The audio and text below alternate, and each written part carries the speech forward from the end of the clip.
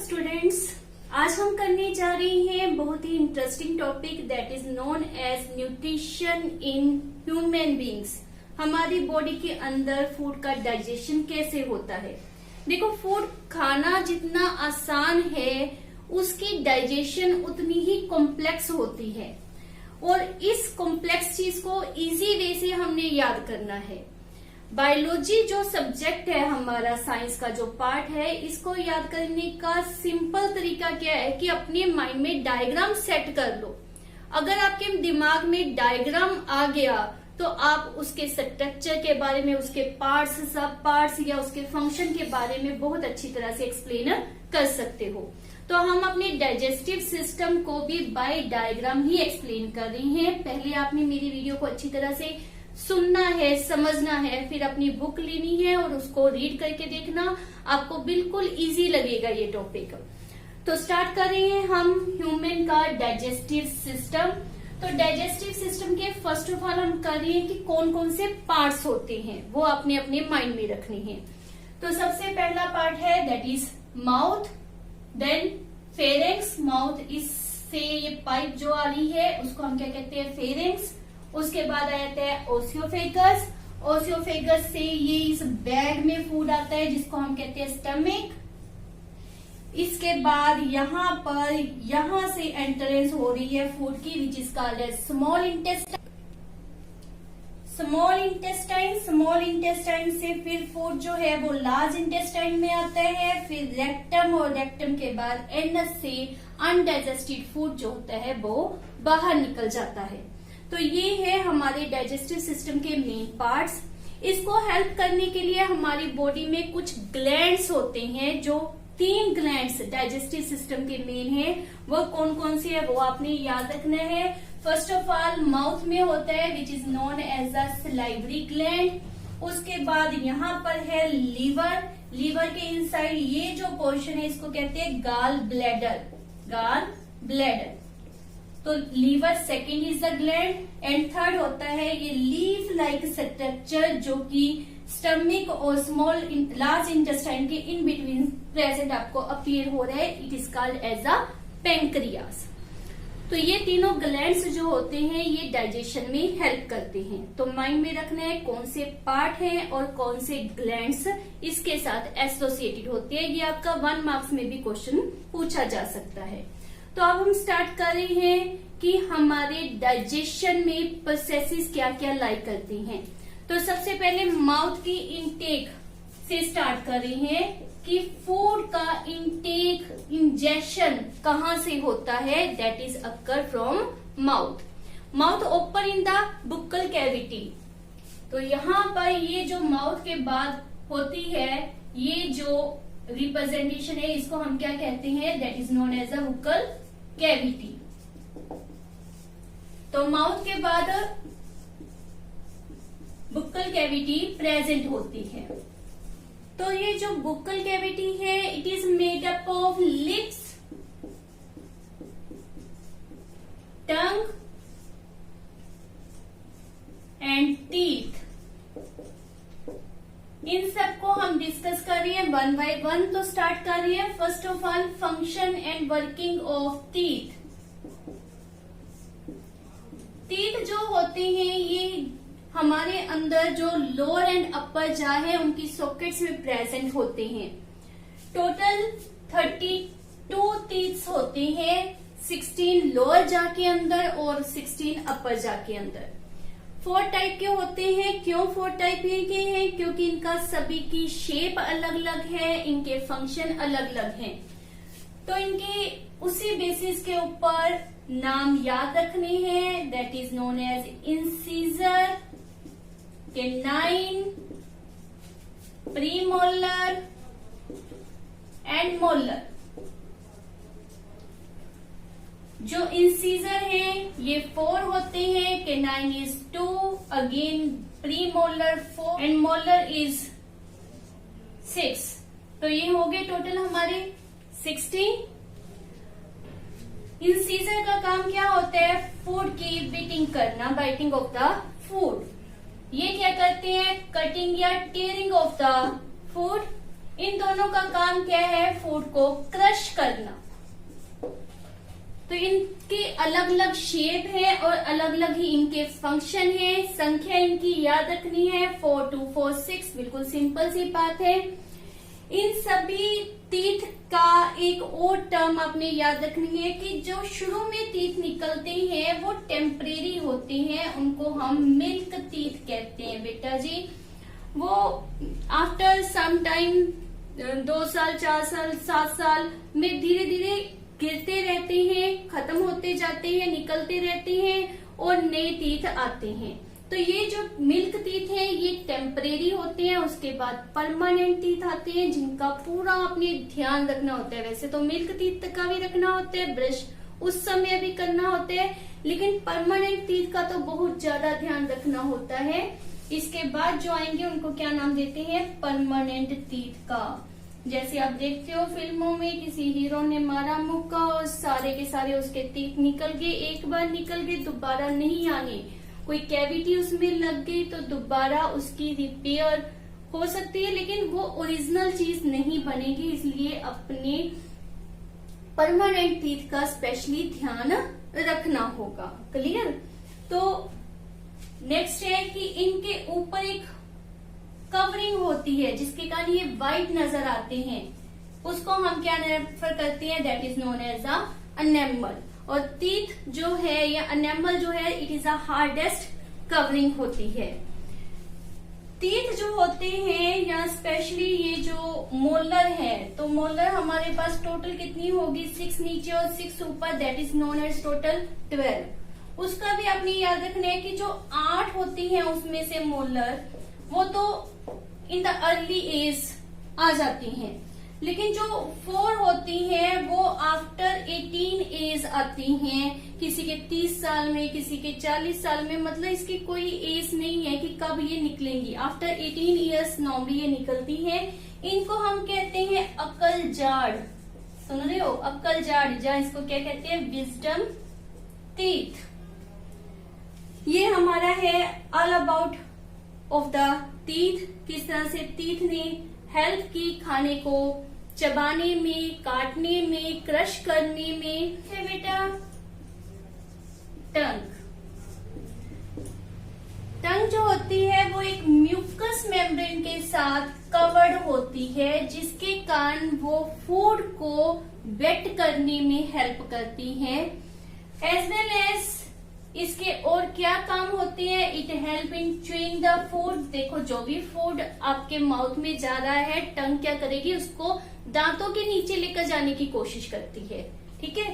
As well as swallowing of food, food को निगलना। कोई टैबलेट रखी आपने, अपनी टंग के ऊपर रखी, पानी लिया, उसके द्वारा आप उस टैबलेट को निगलते हैं, तो उसमें क्या कौन चीज हेल्प कर रही है? दैट इज टंग।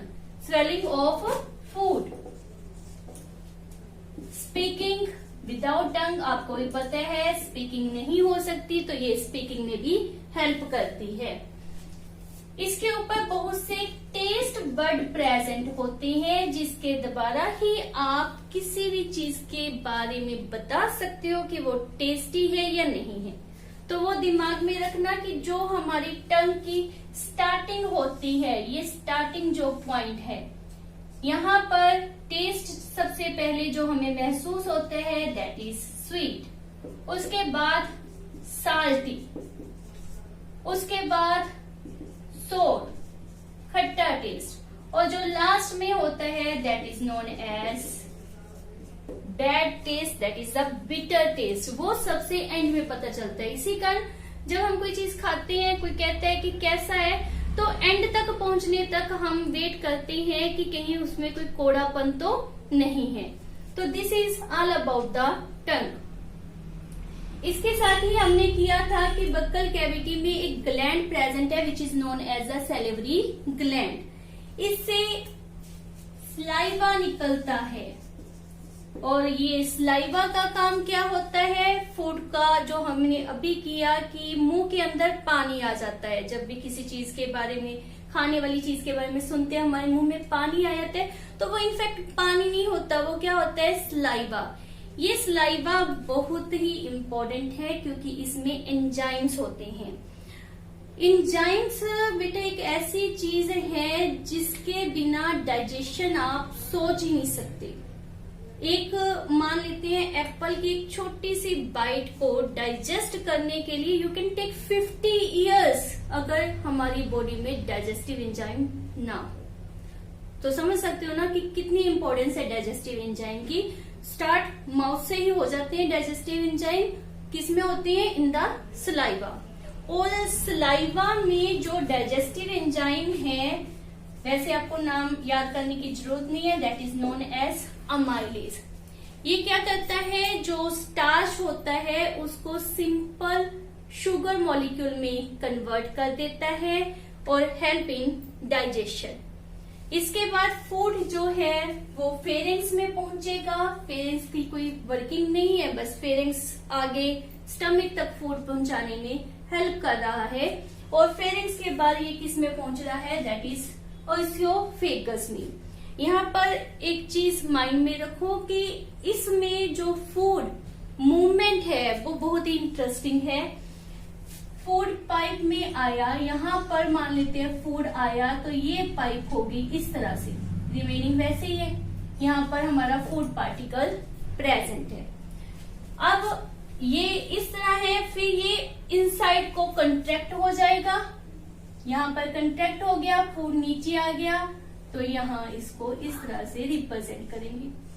फिर ये अंदर को कंट्रैक्ट हो जाएगा, फूड नीचे आ जाएगा। तो लाइक दिस मूवमेंट के द्वारा फूड जो है वो फेरेंक्स ओसियोफेगस से स्टमक में पहुंचता है।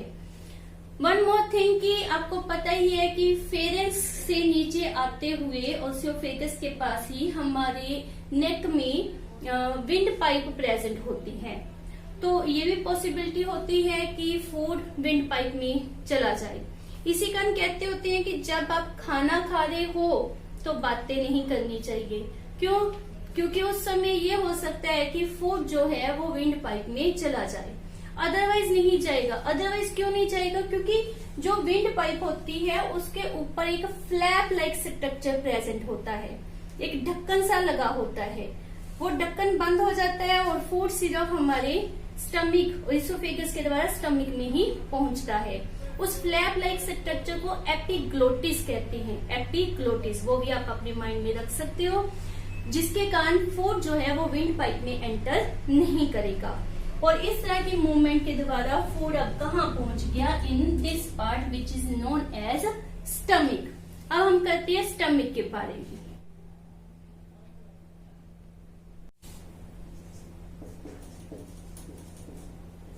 स्टमक, ये बैग लाइक स्ट्रक्चर जो है इसको हम क्या कहते हैं? स्टमक। इंटरेस्टिंग बात ये है कि it contain approximate 50 millions of digestive glands, gastric glands जिसको हम रेफर करते हैं। And they release gastric juice जिसके द्वारा फूड का डाइजेशन होता है। यहाँ पर जो मीडियम होता है वो एसिडिक होता है, जिसके कारण अगर फूड के साथ कुछ बैक्टीरियाज वगैरह आ गए तो उनको किल करने में भी ये हमारी हेल्प करता है, क्योंकि इसका मीडियम हमने क्या रेफर किया है? एसिडिक।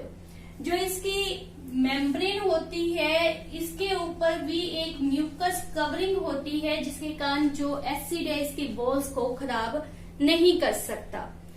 तो ये आपने दिमाग में रखने हैं अबाउट द स्टमक। स्टमक के बाद फूड जाता है to the small intestine. This is very very important, small intestine. Small intestine का नाम ही स्मॉल है, अदरवाइज ये एलिमेंट्री कैनाल का सबसे लार्जेस्ट पोर्शन होता है। अप्रोक्सीमेट 7.5 मीटर इन लेंथ ये होता है। हाईली क्वाइल्ड होने के कारण ये इस कॉम्पैक्ट स्पेस में अपने आप को एडजस्ट कर लेता है। इसके टोटल 3 पार्ट्स होते हैं, जहां से स्टमक से ये बाहर निकलते हैं उसको ड्यूडिनम कहते हैं। उसके बाद ये यहाँ पर अबव पार्ट है जेजुनम, और उसके नीचे हमारे पास क्या होता है? Ilium.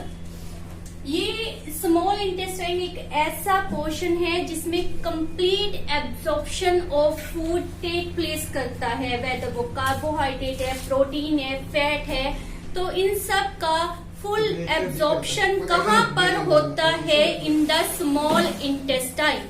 As well as in the small intestine के साथ दो मेन ग्लैंड्स जुड़े हुए हैं which is known as the liver and pancreas. ये जो लीवर है इट इज लार्जेस्ट ग्लैंड, ये दिमाग में रखना, जो लीवर है ये लार्जेस्ट ग्लैंड है। अडल्ट ह्यूमन बीइंग में इसका वेट 1.6 kg होता है।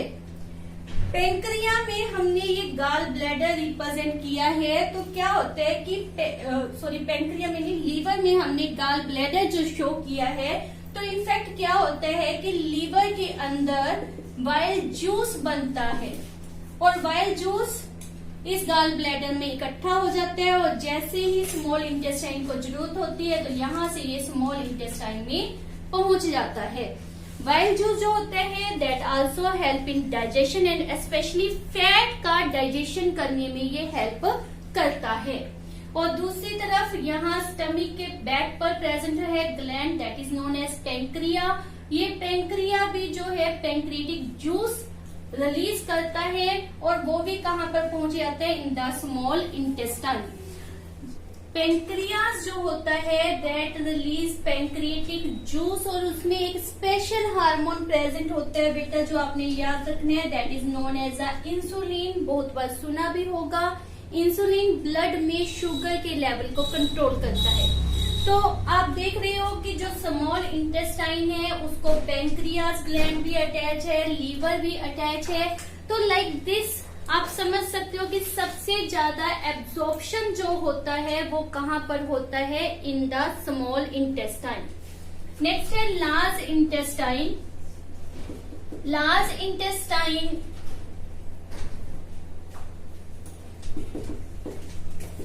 का नाम चाहे लार्ज है लेकिन इसकी जो लेंथ है दैट इज ओनली 1.5 मीटर, इससे बहुत कम होती है। इसके भी हमारे पास 3 पार्ट होते हैं, केसम, देन यहाँ बीच में जो पाइप रिप्रेजेंट की गई है that is known as colon and last में रेक्टम। ये इसके 3 पार्ट होते हैं। लार्ज इंटेस्टाइन में क्या होगा कि स्मॉल इंटेस्टाइन में मोस्ट ऑफ फूड का एब्जॉर्प्शन हो गया, वो वहां से ब्लड में चले जाएगा, एनर्जी प्रोड्यूस हो करेगा, एनर्जी को utilise in the different purposes, in the different life processes के लिए उस एनर्जी को यूटिलाइज करेंगे। बट जो अनडाइजेस्टेड फूड होगा that will enter in the large intestine. Large intestine से उस फूड में से, अनडाइजेस्टेड फूड में से, उसमें से वाटर को एब्जॉर्ब कर लिया जाता है। एज ए रिजल्ट वो सिंपल वेस्ट रह जाता है और उस वेस्टेज को फेसिस का नाम भी दिया जाता है और वो फेसिस थ्रू रेक्टम एनस के थ्रू हमारी बॉडी से बाहर निकाल दी जाती हैं। It is called as ejection of food. तो this is all about how the digestive system in our body works. इसके साथ ही हमने करना है stages of food processing. Stages of food processing में जैसे जैसे हमने किया उसी से फिर स्टार्ट कर रही है। सबसे पहले हमारे पास क्या आया था? That is digestion of food.